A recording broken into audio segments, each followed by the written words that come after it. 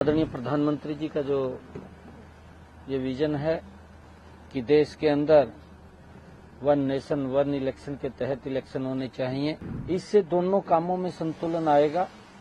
काम भी गति से होगा, काम तो गति से होगा ही, परंतु हमारा समय भी बचेगा, हमारा पैसा भी बचेगा। ये आदरणीय प्रधानमंत्री जी का जो विजन है वो सराहनीय है, उसकी हम पूरी प्रशंसा करते हैं। नहीं, अभी इंट्रोडक्शन के लिए वो लोकसभा के अंदर रखा गया है, इंट्रोडक्शन के लिए रखा गया, चर्चा के लिए रखा गया है।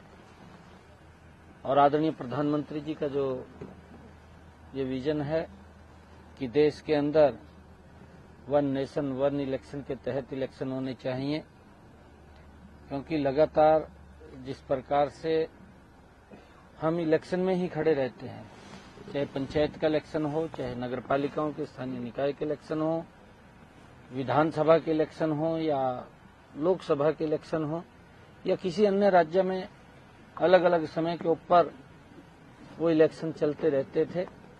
खर्चा भी ज्यादा होता था, क्योंकि पूरी ताकत पूरी मशीनरी लगती, और खर्चे के साथ साथ विकास में भी धीमापन आता था, विकास की गति भी नहीं बन पाती थी।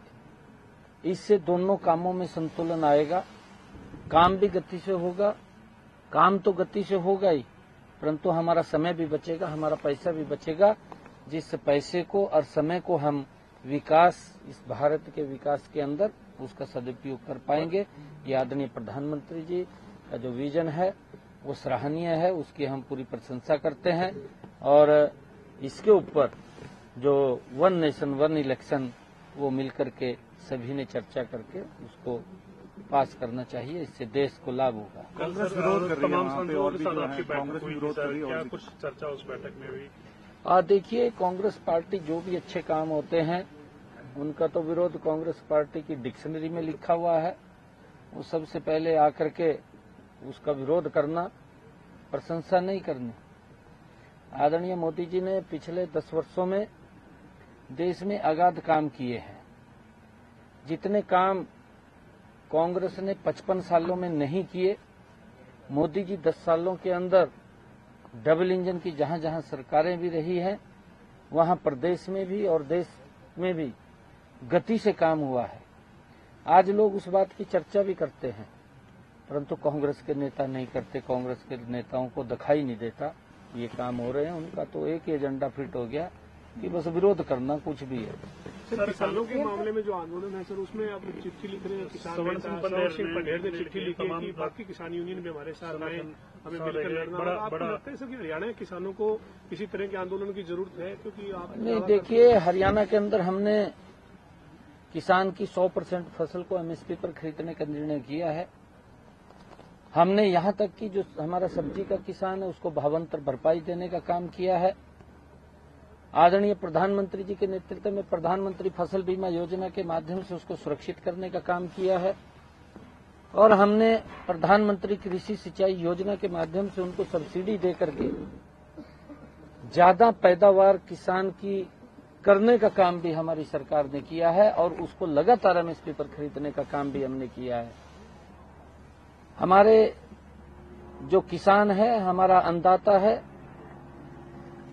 हम किसान जो हमारे कांग्रेस के लोग हैं जो इसके ऊपर राजनीति कर रहे हैं, चाहे आम आदमी पार्टी है, वो आश्वस्त करें। पंजाब के किसानों को भी इस बात को लेकर के उन्होंने आश्वस्त करना चाहिए कि आपकी पूरी फसल हम एमएसपी पर खरीदेंगे। वो बोलना चाहिए। वो पता नहीं क्यों इसके ऊपर राजनीति कर रहे हैं, परंतु दुर्भाग्यपूर्ण है।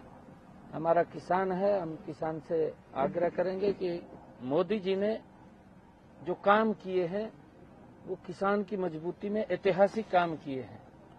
आज तक मेरे ख्याल से अगर हम प्रधानमंत्री किसान सम्मान निधि की भी बात करें, 4,500 करोड़ रुपया लगभग आदरणीय मोदी जी ने किसान के खाते में डायरेक्ट पहुंचाने का काम किया है।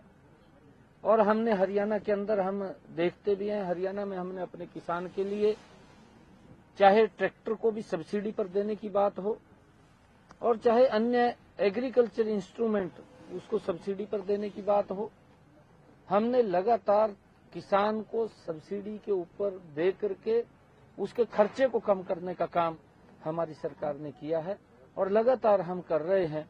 और ये सारे के सारे जो काम हमने हरियाणा के अंदर किए हैं, ये पंजाब सरकार ने भी करने चाहिए, ये कांग्रेस की हिमाचल की सरकार उसने भी करने चाहिए, कर्नाटक में कांग्रेस की सरकार उसने भी करने चाहिए, तेलंगाना में कांग्रेस की सरकार उसने भी करने चाहिए, दिल्ली में आम आदमी की सरकार उसने भी करने चाहिए।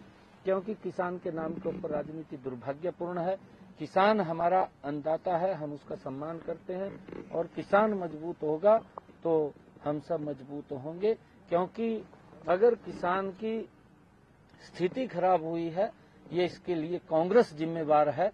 लंबा समय कांग्रेस ने देश के ऊपर शासन किया, अब तो राजनीति कर रहे हैं इनके नाम के ऊपर, परंतु मोदी जी ने पिछले 10 वर्षों में एक एक कदम जो भी किसान के हित के अंदर उठाया है, वो मजबूती से उसको मजबूत करने वाला, उसको सशक्त करने वाला कदम है। और मैं जब ये भी देखता हूं कि अगर हम अंतर देखें, मैं आपको बताना चाहता हूं क्योंकि इन बातों का पता होना चाहिए, मेरा किसान भी इस बात को जानता है कि जब 2012-13 की बात है, कांग्रेस की सरकार थी, उस वक्त डीएपी खाद का एक थैला 467 रुपए का मिलता था, 233-34 रुपए का यूरिया मिलता था।